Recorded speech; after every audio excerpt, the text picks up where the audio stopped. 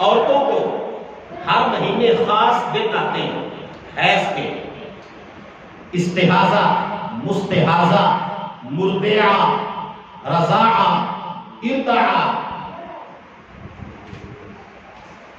تو ان دنوں میں عورتوں کو روزہ رکھنے کی اجازت نہیں، نماز پڑھنے کی اجازت بھی نہیں ہے، کیونکہ نماز روزے کے لیے پاک ہونا ضروری ہے۔ تو جب وہ پاک نہیں ہے تو یاد رکھیں تھوڑے سے تھوڑے وہ 3 دن ہوتے ہیں حیض کے، اور زیادہ سے زیادہ 10 دن ہوتے ہیں۔ تو یاد رکھیں ان 10 دنوں میں جو نمازیں عورت کی رہ جائیں گی ان نمازوں کی عورت کے ذمہ قضا نہیں ہے۔ اللہ تعالیٰ نے شریعت کے اندر اس عورت کو معاف کر دیا کہ تم یہ نمازیں نہ پڑھو۔ جتنے دن حیض میں عورت رہتی ہے اتنے دن جتنی نمازیں بنتی ہیں، مثال کے طور پہ اگر 3 دن ہے تو 5 3 15، اگر 10 دن ہے تو 10 آگے پھر 5 وہ از اکول ٹو ہو جائے گا 50 نمازیں معاف ہیں۔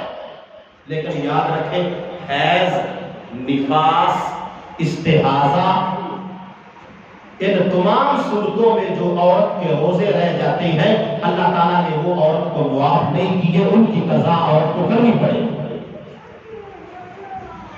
آپ کو مسئلہ سمجھ آ گیا؟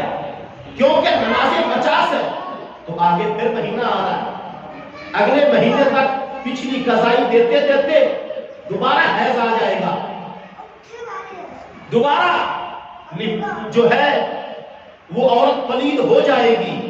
تو اس لیے اللہ تعالیٰ نے وہ برڈن، وہ بوجھ زیادہ تھا نمازوں کا، تو جو روزے ہیں ان کی قضا اس لیے اللہ تعالیٰ نے باقی رکھی کیونکہ روزے سال میں 1 مرتبہ ہوتے ہیں، زیادہ سے زیادہ 3 رہ جائیں گے، زیادہ سے زیادہ 7 روزے رہ جائیں گے، زیادہ سے زیادہ 10 رہ جائیں گے، آگے پورا سال پڑا ہے، اگلا پورا سال روزے نہیں آئیں گے۔ رمضان سے پہلے اس عورت کے لیے ان قضا روزوں کی قضا دینا ضروری ہے، نمازیں پڑھنا ضروری نہیں۔